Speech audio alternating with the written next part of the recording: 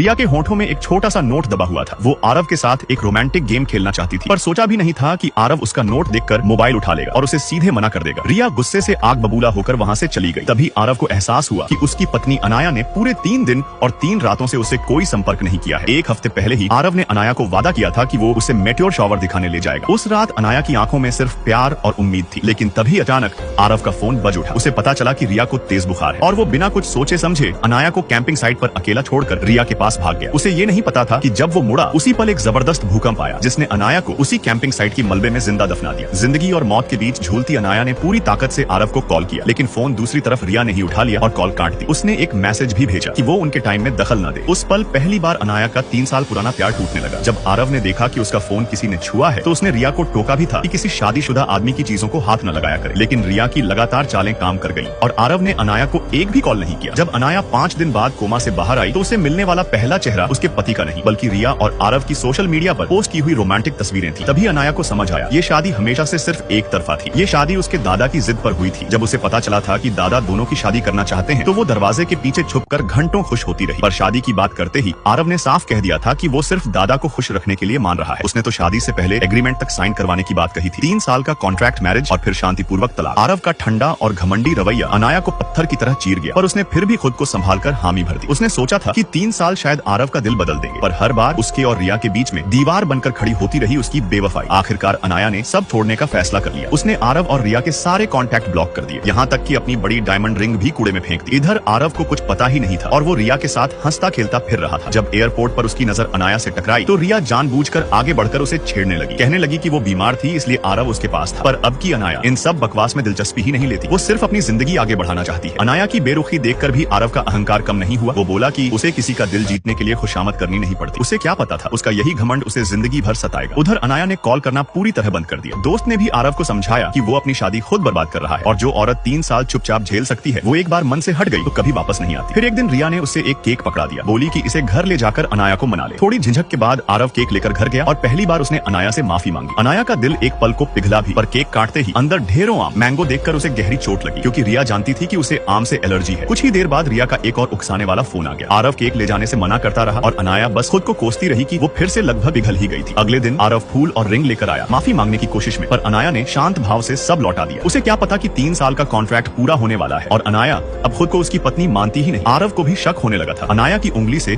उसकी wedding ring भी गायब थी, पर उसे पूछने से पहले ही रिया का फोन फिर आ गया। जैसे ही आरव कॉल लेने के लिए मुड़ा, अनाया सीट से उठकर बिना पीछे देखे कैफे से बाहर चली गई और उसी पल से उसने तय कर लिया कि वो अब कभी अपनी जिंदगी उस आदमी पर बर्बाद नहीं करेगी जो उसे हमेशा किसी और से कम समझता रहा।